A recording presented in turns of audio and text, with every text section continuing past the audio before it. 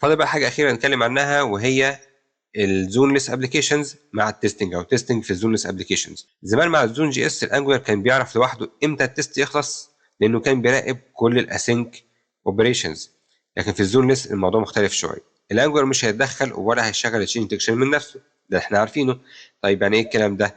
يعني ببساطه لو انت متعود انك تستخدم الفيكشر ديتكت تشينجز، تمام، انت كده بتجبر الانجولار يعمل ابديت او يعمل تشينج ديتكشن سايكل، تمام، حتى لو المفروض ما يعملش، وده هيخلي التست بتاعك ينجح. لكن الكود الفعلي هيبقى ليه راي تاني، ممكن يبقى بايظ، فانت تلاقي التست شغال صح او تست مثلا ناجح، لكن الكود الحقيقي لا. عشان كده الزون ليست بتقول لك احسن انك ما تعتمدش على الفيكشر ديتكت تشينجز، وتستخدم الاويت فيكشر دوت وين ستيبل، وتسيب الانجولار هو اللي يقرر امتى يعمل تشينج ديتكشن وامتى لا. طيب لو انت عندك زون جي اس لسه موجود في التست، الانجولار بيقول لك في الحاله دي الزون جي اس لو موجود التست هيشتغل على انه زون بيزد تشينج ديتكشن، يعني هيشتغل بسياسه الزون جي اس، ملوش دعوه بايه، بالزون ليس. لكن لو مكتبه الزون جي اس مش موجوده يبقى الافتراضي بتاعك زون ليس.